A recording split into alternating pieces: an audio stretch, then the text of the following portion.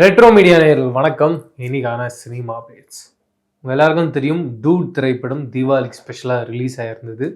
ஒரு 4 நாளே 80 கோடி ரூபாவை கிராஸ் பண்ணிட்டாங்க. இப்போது 100 கோடி ரூபாவை அச்சீவ் பண்ணியிருக்கு டூட். யோசிச்சு பாருங்க, பிரதீப் ரங்கநாதன் இது வரைக்கும் எந்த ஒரு ஹீரோவும் பண்ணாத சாதனையை பண்ணியிருக்காரு. ஒரு hat-trick 100 crore box office club வச்சுருக்க படங்களை கொடுத்துருக்காரு. அதுவும் ஒரு நியூ ஜென் ஹீரோவாக இப்படி ஒரு அச்சீவ்மெண்ட்டை பண்ணுறதுன்றது சாதாரண விஷயம் கிடையாது. வெறும் ஹீரோவாக மட்டும் இல்லாமல் டேரக்டராகவும் ஒரு 100 crore கிளப்பில் ஒரு படம் வச்சுருக்காருன்றதும் குறிப்பிடத்தக்கது. அப்படி தொடர்ந்து ஒரு ஜென்சி கிட்ஸோட அந்த டெம்ப்ளேட்டை ரொம்ப ஈஸியாக தட்டி தூக்குறாரோன்ற ஒரு ஃபீல் இருக்குது. ரொம்ப சந்தோஷமாக இருக்குது. ரீசெண்டாக டூடு மேலே ஒரு பிரச்சனை. என்ன பிரச்சனைனா, அதில் கருத்தமைச்சான் அப்படின்னு ஒரு சாங்கு, அது இளையராஜா அவர்களால் மியூசிக் போடப்பட்டு ரிலீஸ் செய்யப்பட்ட பாடல். அதன் காரணமாக மீண்டும் இளையராஜா அவர்கள் டூட் படத்துடைய டீம் மேலே கேஸ் போட்டிருக்காரு. இதுவுமே டூட் படத்துடைய டீம் மேலே கேஸாக வராது. அது காரணம் என்னன்னு பார்த்தீங்கன்னா, டூட் டீம் அஃபிஷியலாக அந்த சாங் யார்கிட்ட ரைட்ஸ் வாங்கப்பட்டிருக்கு அவங்கக்கிட்ட அஃபிஷியலாக வாங்கி தான் அந்த சாங் அவங்க யூஸ் பண்ணியிருக்காங்க. இப்போ கேஸ் அந்த காப்பி ரைட்ஸ் யார் வச்சுருக்காங்களோ அவங்களுக்கும் இளையராஜாவுக்கும் தான் நடக்குது. ஃபைனலாக என்ன நடக்க போகுது, காம்பன்சேஷன் ஏதாவது கொடுக்க போகிறாங்களா இல்லையான்றத வெயிட் பண்ணி தான் பார்க்கணும். அதுக்கு அடுத்தபடியாக பிரதீப் ரங்கநாதன் கிட்டே ரீசெண்ட் டைம்ஸில் கேட்குறாங்க, சார் நீங்கள் தொடர்ந்து லவ் படமாக பண்ணிகிட்டு இருக்கீங்க, எப்போ வட சென்னை அசுரன் மாதிரியான படம்லாம் பண்ணுவீங்கன்னு அவர் சொல்கிறாரு. வெயிட்டிங் லோடிங் அப்படின்ற மாதிரி சொல்கிறாரு. அடுத்து அப்படி ஒரு பயங்கர ஆக்ஷனான ஒரு படம் பண்ணணும் தான் பிளான் பண்ணி வச்சுருக்காராம். வெயிட் பண்ணி பார்ப்போம் எப்படிப்பட்ட ஒரு சம்பவமாக அது இருக்க போகுதுன்னு சொல்லிட்டு. அப்படியே அதே தீபாவளிக்கு ரிலீஸ் ஆன திரைப்படம் பைசன். தொடர்ந்து பிஎம்எஸ்லாம் சக்க போட்டுருக்கு பைசன். ஒரு மிகப்பெரிய ஒரு வரவேற்பு படத்துக்கு. துருவோடைய நடிப்பாகட்டும், ஓவரால் இந்த படத்தை எல்லாரும் கொண்டாடிக்கிட்டு இருக்காங்க. ரீசெண்டாக சூப்பர் ஸ்டார் ரஜினி அவர்கள் இந்த பைசன் படத்தை பார்த்துருக்காரு. பார்த்துட்டு மாரி செல்வராஜ் அவர்களை பயங்கரமாக பாராட்டியிருக்காரு. நான் பல நாட்களுக்கு முன்னாடி சொல்லியிருந்தேன், மாரி செல்வராஜ் அவர்கள் சூப்பர் ஸ்டார் ரஜினி சார்கிட்ட ஒரு கதை சொல்லியிருக்காரு. அது கிட்டத்தட்ட ஃபைனலாக ஒரு ஸ்டேஜில் இருக்குன்னு எனக்கு தெரிஞ்சு அடுத்து சூப்பர் ஸ்டார் ரஜினியோட கை கோர்க்க போகிற இயக்குனராக மாரி செல்வராஜ் தான் இருக்க போகிறாருன்னு ஒரு எதிர்பார்ப்பு இருக்குது. வெயிட் பண்ணி பார்ப்போம் என்ன நடக்க போகுதுன்னு சொல்லிட்டு. சூர்யா சார் ரீசெண்ட் டைம்ஸில் ஏர்போர்ட், எந்த ஏர்போர்ட் அப்படின்னு பார்த்தீங்கன்னா ஹைதராபாத் ஏர்போர்ட்டில் நடந்து போயிருக்காரு. என்ன காரணம்னு பார்த்தீங்கன்னா, அவரும் தெலுங்கு டைரக்டர் வெங்கி அல்துரியும் சேர்ந்து ஒரு ப்ராஜெக்ட் பண்ணிகிட்டு இருக்காங்க. அந்த ப்ராஜெக்டில் மமிதா பைஜு ஹீரோயினாக நடிக்கிறாங்கன்றலாம் உங்களுக்கு தெரியும். அந்த ப்ராஜெக்டோட ஷூட்டிங்காக தான் சூர்யா சார் இப்போ ஹைதராபாத் கிளம்பி போயிருக்காரு. அண்டு சூர்யா சாருடைய நடிப்பில் ரெடியாகி ரிலீஸுக்காக வெயிட் பண்ணிகிட்டு இருக்க படம் அப்படின்னு பார்த்தீங்கன்னா கருப்பு. ஏற்கனவே காட் மோட் அப்படின்ற ஒரு சூப்பரான சாங்கை கேட்டு எல்லாரும் வைப் பண்ணிகிட்ருக்கோம். அந்த படத்தோட ரிலீஸ் டேட் இப்போ பிளான் பண்ணியிருக்காங்கன்னு பார்த்தீங்கன்னா, ஜனநாயகன் படம் எப்போ வருதோ அதே பொங்கலுக்கு ட்ரீட்டாக கருப்பும் வராரு அப்படின்றது ஒரு அப்டேட்டாக கிடச்சிருக்கு. கூடிய விரைவில் இந்த அப்டேட் ஒரு அஃபீஷியலான ஒரு அப்டேட்டாக வரப்போகுது. உங்கள் எல்லாருக்கும் தெரியும், ஜனநாயகன் பொங்கலுக்கு ரிலீஸாக ஜனவரி 9 ரிலீஸ் ஆகுது. பராசக்தி அதே பொங்கலுக்கு ட்ரீட்டாக ஜனவரி 20 இல்லை 21 ரிலீஸ் ஆக போகுது.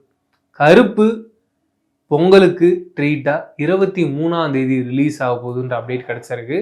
இதிலேருந்து நான் சொல்கிறது என்னென்னா, 3 படத்தையும் நம்ம தேட்டரில் உட்காந்து பயங்கரமாக செலிப்ரேட் பண்ண போகிறோம், என்ஜாய் பண்ண போகிறோம்.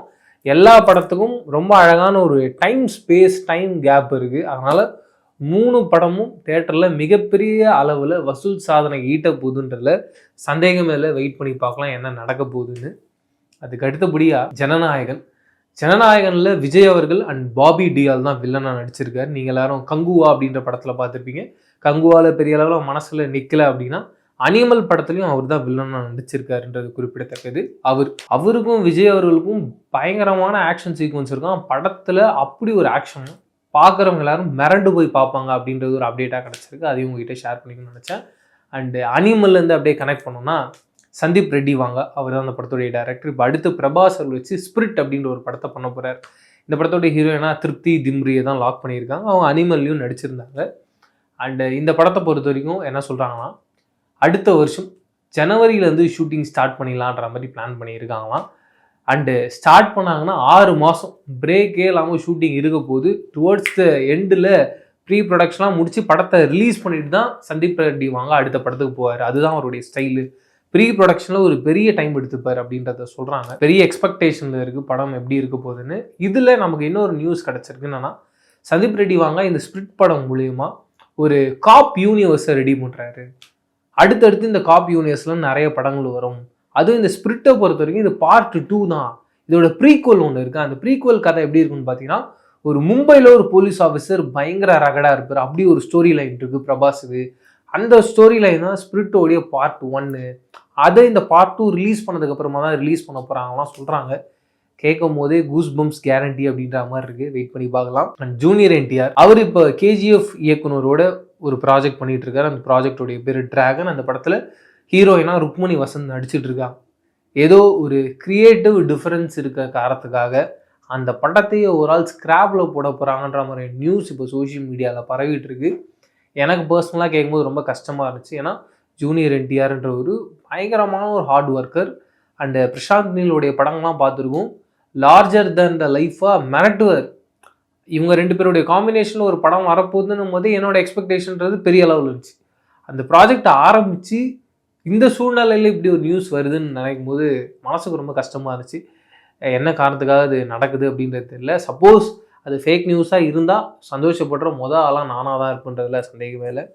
ராஜமௌலியோடைய அடுத்த திரைப்படம் உங்கள் எல்லாருக்குமே தெரியும், வாரணாசி அப்படின்றத இப்போ வரைக்கும் ஒர்க்கிங் டைட்டில் எல்லாரும் பேசிக்கிட்டு இருக்காங்க. இந்த படத்துலேருந்து ஒரு சின்ன கிளிம்ஸ் ரிலீஸ் பண்ண போகிறாங்க. ஒரு பெரிய எக்ஸ்பெக்டேஷன் இருக்கு. அதுக்கு காரணம் என்னன்னு பார்த்தீங்கன்னா, இப்போ வரைக்கும் புஷ்பாவுடைய அந்த ஃபர்ஸ்ட் லுக் போஸ்டர், அந்த கிளிம்ஸ் தான் வந்து பயங்கரமான வியூஸு, பயங்கரமான ரீச்சு.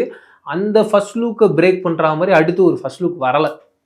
அப்படி ஒரு மேஜிக்கை ராஜமௌலியால் கிரியேட் பண்ண முடியுமா அப்படின்ற ஒரு பெரிய கேள்வி இருக்குது. வெயிட் பண்ணி பார்க்கலாம் ராஜமௌலி என்ன பண்ண போகிறார். சிவகார்த்திகேயன் அடுத்து சிபி சக்கரவர்த்தி கூட ஒரு படம் பண்ண போகிறார். அந்த படத்தோடைய மியூசிக் டைரக்டராக சாய் அபியங்கரை லாக் பண்ணியிருக்காங்க.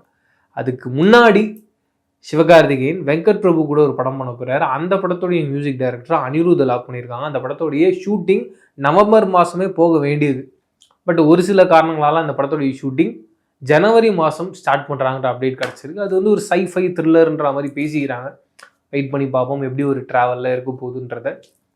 இதெல்லாம் ஒரு பக்கம் இருக்கும்பொழுது முக்கியமாக அடுத்தடுத்த ஜென்ரேஷன்ஸ் என்ன பண்ண போகிறாங்கன்ற ஒரு எக்ஸ்பெக்டேஷன் இருக்குங்களா, என்ன ஒரு டைம் லைன் வச்சுருக்காங்க, என்னென்ன படங்கள் பண்ண போகிறாங்க. அப்படி மாஸ்க் அப்படின்ற திரைப்படம் கவினுடைய நடிப்பில் ரெடியாக இருந்தது.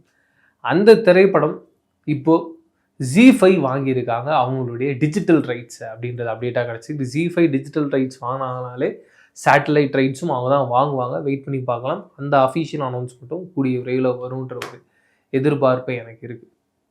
இப்படி நீங்கள் தொடர்ந்து சினிமா அப்டேட்ஸ்லாம் தெரிஞ்சுங்க ஆசைப்பட்டீங்கன்னா மறக்காமல் நம்ம ரெட்ரோ மீடியா சேனலை சப்ஸ்கிரைப் அண்ட் பெல் ஐக்கானை ப்ரெஸ் பண்ணுங்கள்.